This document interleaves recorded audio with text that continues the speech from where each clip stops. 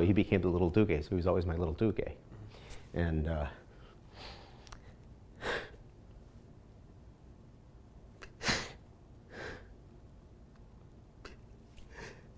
always wanted to see him become, to see who he would become, the big Duque. Simply heartbreaking words from a grandfather who is grieving tonight after his 7-year-old grandson was killed in a crash on Tuesday. Good evening, I'm Scott Levin. And I'm Mary Alice Demler. Police are still investigating the cause of the crash, but the family tonight is sharing information with the community about the young boy who died. 2 on Your Side's Nate Benson has the latest for us tonight. Nate?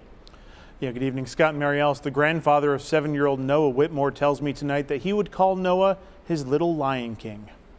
Noah was a great kid. He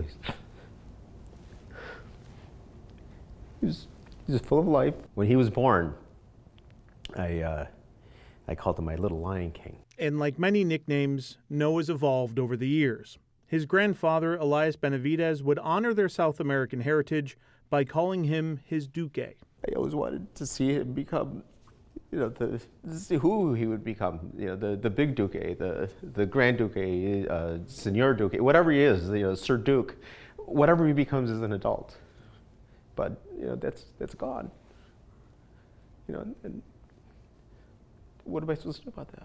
Elias showed us recent photos of Noah with his family. And this is actually the last photo that we took together. This was my 55th birthday, and we held it at the Parkside Meadow. So he had this camera that took these like Polaroid pictures, and it was so neat. And so I started taking a picture of it and edited a little bit so it could be something. But I never knew this would be our last picture together. Noah was killed in a fatal crash on Broadway Ave near Bowen Road on Tuesday afternoon in Lancaster. The police are still investigating the cause.